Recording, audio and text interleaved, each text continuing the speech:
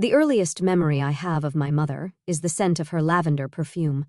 I was 4 years old when she died, but that fragrance still haunts me, especially on quiet nights when I'm alone in my room, trying to piece together the fragments of our brief time together. My name is Chloe, and this is the story of how I lost 2 families and found myself. I don't remember much from the weeks after Mom died. Most of my time was spent at my grandparents' house, a cozy 2-story home that would later play a crucial role in my life. Grandma Martha and Grandpa Joe tried their best to shield me from the pain, keeping me occupied with cookies and stories while Dad handled the funeral arrangements. 1 year passed in a blur of transitions between Dad's house and my grandparents'. I didn't realize it then, but looking back, I can see how Dad was gradually pulling away, spending less time with me and more time elsewhere. I'd hear snippets of adult worry, words like too soon and moving on, but I was too young to understand their significance. I was 5 when Dad brought home the news that would change everything. I remember sitting on our worn living room couch, my small legs barely reaching the edge, when he walked in with a woman I'd seen a few times before. She had long brown hair and a kind smile that didn't quite reach her eyes. "Chloe, honey," Dad said, his voice carrying a forced cheerfulness that even my young mind detected. "This is Linda. We got married last weekend, and she's going to be your new mom." I stared at Linda's stomach, which showed a noticeable bump under her flowered dress. Dad followed my gaze and added, "And you're going to have a baby sister soon. Isn't that exciting?" The word exciting hung in the air like a lead balloon. Linda stepped forward, her hands clasped in front of her. "I know this is a lot to take in, Chloe, but I promise we'll make it work." I remember nodding, not because I agreed, but because it seemed like the thing to do.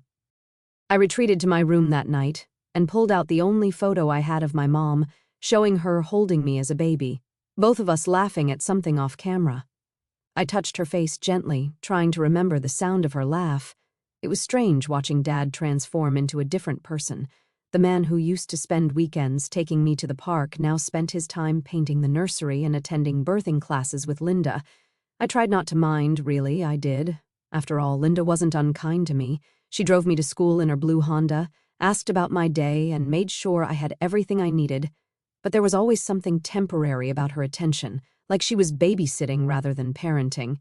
I'd catch her absent-mindedly rubbing her growing belly while I told her about my day at school, her eyes glazed with thoughts of her own baby.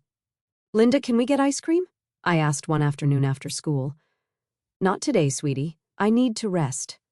"The baby's been kicking all day," she replied, heading straight for the couch. It became a common response. "Not today, maybe later, another time." Then Emma arrived. I remember the day Dad brought them home from the hospital.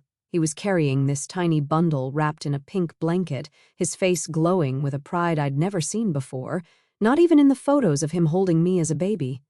"Chloe, meet your baby sister, Emma," he announced, his voice soft with wonder. I stood on my tiptoes to peek at the red-faced infant. "Hi, Emma," I whispered, trying to sound like the responsible big sister I was supposed to be. That's when everything changed. Suddenly, there were new rules in the house, all revolving around Emma. "Chloe, please don't run in the house. Emma's sleeping. Chloe, can you help fold these clothes while I feed Emma?" "Not so loud, honey, you'll upset your sister." I became a shadow in my own home, tiptoeing around, trying to make myself smaller, quieter, less noticeable. My responsibilities grew while my privileges shrank. I learned to clean bottles, fold tiny clothes, and tidy up toys that weren't mine. One day, I came home from school to find Dad and Linda cooing over Emma, who was playing with a brand new tablet designed for babies. "Look how smart she is," Linda exclaimed as Emma randomly hit the screen. "She's going to be a genius." I glanced down at my worn-out sneakers, remembering how Dad had said we couldn't afford new ones this month, but here was Emma, barely able to walk, with the latest educational gadgets scattered around her. The pattern continued. Emma got designer clothes from the mall while I got hand-me-downs from our cousins. She had a room full of the latest toys while I still treasured the stuffed bear my mom had given me, now missing an eye and patched in several places. It wasn't that they were cruel. They remembered to feed me, clothe me, send me to school, but it was always an afterthought, like checking off a box on a to-do list. The only time they seemed to really notice me was when Grandma and Grandpa visited. "Chloe needs new clothes," Grandma would point out, and suddenly Dad would remember to take me shopping. "Don't you think Chloe might like that new book series all the kids are reading?" Grandpa would suggest, and magically, the books would appear. I tried to be understanding, I really did. I kept my room clean, did my homework without being asked, and helped with Emma whenever they needed me. I thought if I was good enough, quiet enough, helpful enough, they'd remember I was their daughter too.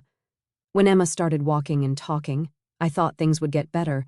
I imagined us becoming best friends, sharing secrets and playing together like the sisters I saw on TV.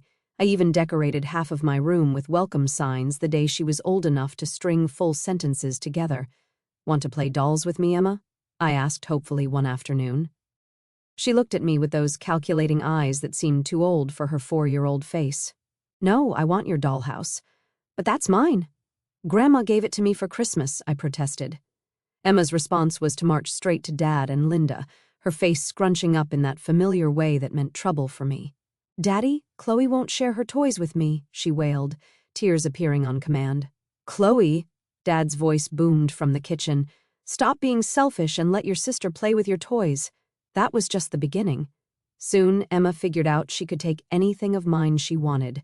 My art supplies, my books, even my clothes. Nothing was off limits. When I tried to get them back, it always ended the same way. "Mom, Chloe's being mean again. John, tell your daughter to stop bothering Emma." But the toy snatching was just the warm-up.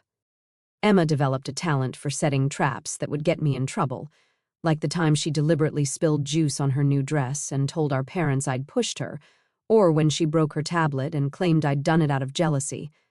Each time, I'd try to defend myself. "That's not what happened. She's lying." And each time, Dad would shake his head disapprovingly.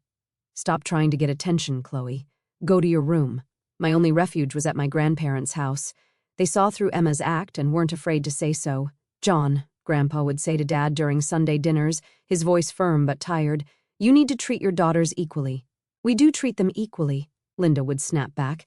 "But Chloe is just difficult, always causing problems, always fighting with Emma, while Emma is such a sweet, well-behaved child." I'd sit there, pushing food around my plate, as Grandma's voice would rise. "Open your eyes. That sweet child of yours is manipulating everyone in this house. You're raising a little con artist and you can't even see it. Mother, please," Dad would try to intervene. "You're being unfair to Emma." "Unfair?" Grandpa would scoff. "What's unfair is watching you two spoil one child rotten while treating the other like she's invisible. That's what's unfair." But it was like talking to a wall. Dad and Linda had their narrative about their perfect younger daughter and their problematic older one, and nothing could shake it, not even the truth staring them in the face. Senior year should have been exciting, full of dreams about college and future plans. Instead, I found myself constantly worried about whether I'd even get to go. One night, as I was heading to the kitchen for a glass of water, I heard whispers that made me stop in my tracks. "John, it doesn't make sense." Linda's voice was hushed but intense. "The tuition money for Chloe? We could use it for Emma instead, get her into that private high school she wants and later a better college." My heart stopped. They were talking about my college fund, the money Mom and Dad had started saving before I was even born. "I can't," Dad replied, his voice weak. I promised her I'd make sure Chloe got an education." "Sarah's been dead for 14 years, Linda's whisper turned sharp. "You can't let promises to a dead woman control our lives forever. Emma deserves the best education we can give her." There was a long pause before Dad spoke again. "My parents would disinherit me if I did that. You know how they are about Chloe." My legs felt weak. So that was it. The only reason Dad was keeping his promise to Mom was fear of losing his inheritance, not love for me, not respect for Mom's memory, just money. "Fine," Linda spat, "but I think it's ridiculous we're spending so much on her when Emma could use it better." I slipped back to my room without the water, my throat too tight to swallow anyway. Graduation came and went. I got accepted to the local college's graphic design program, which meant I could live at home and save money. Grandma and Grandpa surprised me with a top-of-the-line laptop at my graduation party. "This is for all those A's you earned, sweetheart," Grandpa said, hugging me tight. "You'll need it for your design work." I was over the moon. Finally, I had professional-grade equipment for my studies, but my excitement was tempered by transportation concerns. The campus was across town, and I hoped Dad might let me use his old Honda now that he had a new car. Dad, I approached him one evening about getting to college. We can afford another car, Chloe. He cut me off before I could finish. The tuition payments are already stretching us thin. You'll have to take the bus. I nodded, swallowing my disappointment, but just 2 days later I overheard them in the living room. I think the red Mercedes would be perfect for Emma's Sweet 16, Linda was saying. She'll be learning to drive soon, and it's such a safe car for a new driver. Isn't it a bit expensive? Dad asked, but I could hear the smile in his voice. Only the best for our little princess, Linda replied. We can start saving now. She'll be 16 before we know it. I stood there, my bus pass clutched in my hand, thinking about the hour-long commute I'd be making each way while they planned to buy my 14-year-old sister a luxury car. 2 years into college, life had fallen into a predictable routine of classes, bus rides, and trying to stay invisible at home. Then came the phone call that changed everything. Chloe, Grandma's voice sounded strained. Could you come visit us this weekend? Your grandfather's had a bit of trouble with his heart, and we need to talk to you about something important. That Saturday, I found myself sitting in their familiar living room, the same place where I'd found refuge so many times during my childhood. Grandpa looked pale but was sitting up in his armchair, Grandma perched on the armrest beside him. They exchanged a look I couldn't quite read, then Grandma took a deep breath. Chloe, dear, we need to tell you something. After your grandfather's heart attack, we've done a lot of thinking about the future. We're getting old, sweetheart, Grandpa continued, and maintaining this house is becoming too much for us. We've decided to move to Pine Grove Nursing Home. The tears came before I could stop them. But, Grandma moved to sit beside me, pulling me into a hug that smelled of her signature lavender perfume so similar to Mom's. We'll have excellent care there, and you can visit any time you want. I'll come every weekend, I promise, I said through my tears. They both laughed, the sound warming the room. You most certainly will not, Grandpa declared. You're young. You should be out with friends, living your life, maybe meeting a nice boy. Then their faces grew serious again. Grandpa leaned forward in his chair. There's something else we need to tell you. We've spent about half our savings on securing our place at Pine Grove. The rest will go to the family after we're gone. I started to protest that I didn't want to talk about this, but he held up his hand. But the house, he continued. We've already taken care of that. We've registered it in your name, Chloe. This house belongs to you now. It's all legal and official. My head spun. Does Dad know? Grandpa's face hardened slightly. It's none of his business. This was our house to give, and we chose to give it to you. But why? I looked around at the familiar walls, the photos spanning generations, the corner where I used to hide during hide and seek. Because we're not blind, Grandma said softly, and we want to make sure you're taken care of. I sat there, stunned, looking at these two people who had always been my strongest supporters, who had seen me when everyone else looked past me. I won't tell them, I whispered, understanding instinctively that this needed to stay secret for now. Grandpa nodded approvingly. Good girl. What's done is done, and it's no one's business but ours. 2 weeks passed in a blur of helping Grandma and Grandpa move to Pine Grove. The day they handed Dad the keys to their house, I felt my stomach twist. He had no idea those keys weren't really his to take. This is wonderful, Linda gushed, already planning renovations in her head. No more rent. We can finally have a real family home. They wasted no time moving us in. I watched silently as Linda walked through each room, her nose wrinkling at the vintage furniture and familiar decorations that held so many of my childhood memories. This place needs a complete overhaul, she declared, running a finger along Grandma's antique sideboard, and a deep clean. For now, the girls can share the blue room upstairs. It's the only one properly habitable. My heart sank. Share a room with Emma? At 16, she'd become even more impossible than before. As if on cue, Emma's shrill voice filled the house. I am not sharing a room with her, she screamed, stamping her foot on Grandma's hardwood floors. This isn't fair. I deserve the master bedroom. Why should I be stuck with her? Make her sleep in the closet or the basement or whatever. I don't care. I stood there, clutching a box of my belongings, as Emma's tantrum escalated. The familiar headache that came with her screaming started to pulse behind my eyes. I hate this. I hate this house. I hate having to share anything with her. I'd learned long ago that there was no point in arguing. Without a word, I carried my box upstairs to the blue room. the same room where I used to sleep during weekend visits with Grandma and Grandpa. I set my laptop on the old desk by the window, placed a few books beside it, and left for my afternoon classes. The whole bus ride to campus, I tried to focus on my upcoming design project, but Emma's words kept echoing in my head. She'd gotten worse over the years, if that was possible. More entitled, more cruel, more calculating. When I returned that evening, the house was quiet. Dad and Linda's voices drifted up from the kitchen, but there was no sign of Emma. I climbed the stairs to our shared room, my footsteps silent on the carpet runner Grandma had installed years ago. The moment I opened the door, my world stopped. My laptop, my beautiful graduation gift from Grandma and Grandpa, my lifeline for my design work, lay shattered on the floor. The screen was cracked beyond repair, the case bent and broken.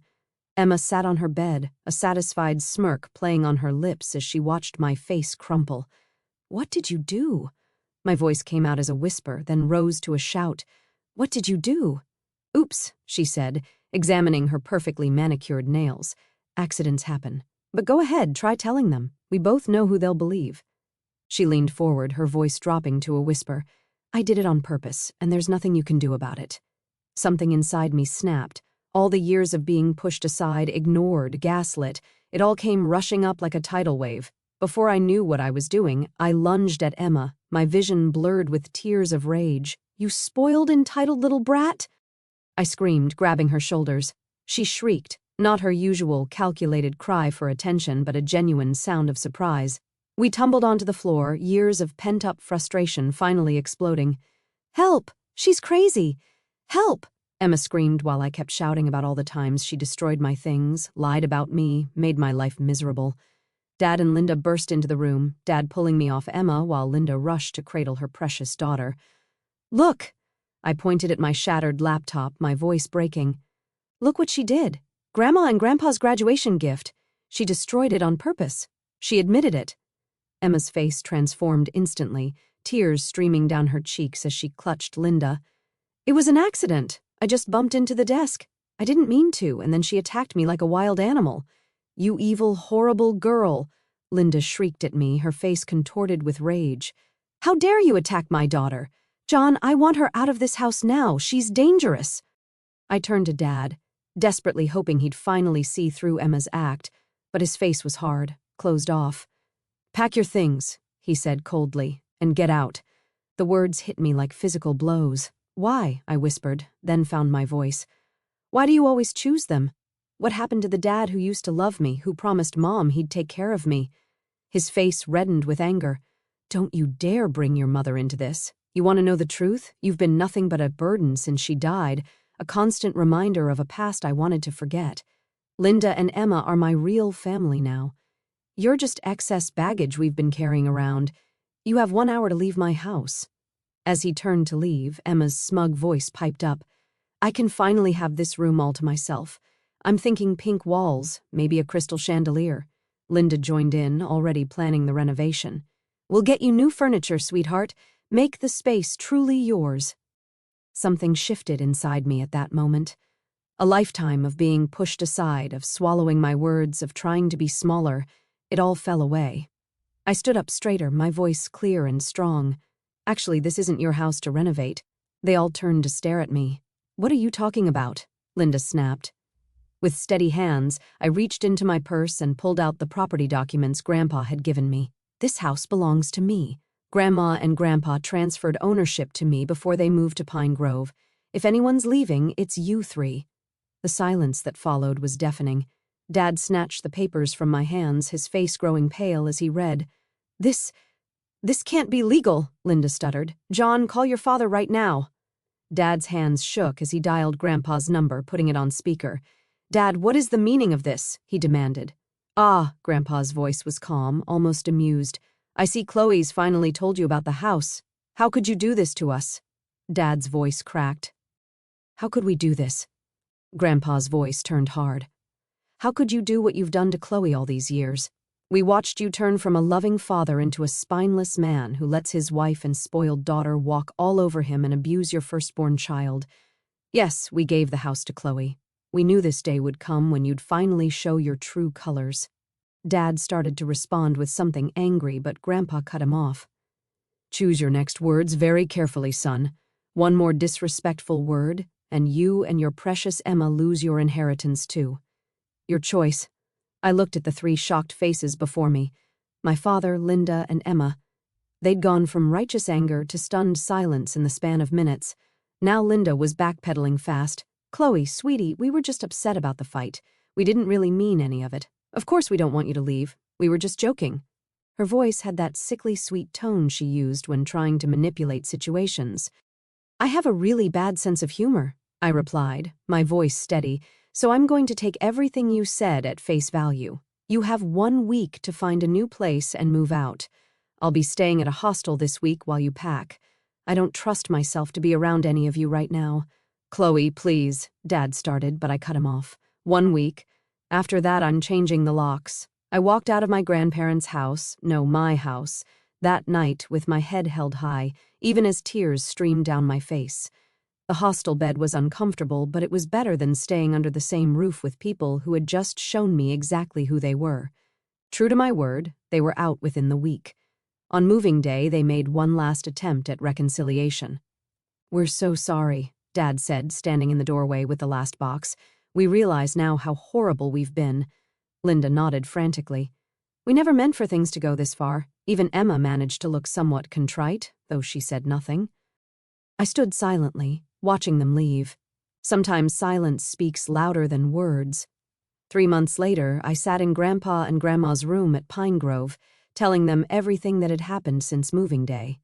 The afternoon sun streamed through the window as Grandma poured tea into delicate cups she'd insisted on bringing, her good china, to the nursing home. "You did the right thing standing up for yourself," Grandpa said, but his eyes were sad. "Though I hope someday you can all find a way to be family again." Grandma reached over and squeezed my hand. "But only when you're ready, dear, and only if they've truly changed." I nodded, telling them about my decision to rent out the house while I finished college. The rental income helped cover my expenses, and I'd found a small apartment closer to campus. I'd even been able to replace my laptop with the first month's rent. "Dad called yesterday," I said quietly, stirring my tea. "They're living in some run-down apartment complex on the edge of town." He apologized again, said they're struggling. "And how do you feel about that?" Grandma asked gently. "Honestly, part of me feels guilty, but another part thinks they needed to experience consequences for once." I set my cup down. I told him I don't know if I'll ever be able to forgive them or if I even want to try. "That's fair," Grandpa said. "Some wounds take a long time to heal. I'm graduating next semester with my degree in graphic design. I've already had some promising interviews with local agencies, and my portfolio is getting stronger every day. Sometimes I drive by the house and see the young family who's renting it now, their kids playing in the yard, lights glowing warmly in the windows at dusk. Maybe someday I'll move back in. Maybe someday I'll even be ready to have a relationship with Dad, Linda, and Emma again. But for now, I'm focused on building my own life, one where I don't have to make myself smaller to make room for anyone else."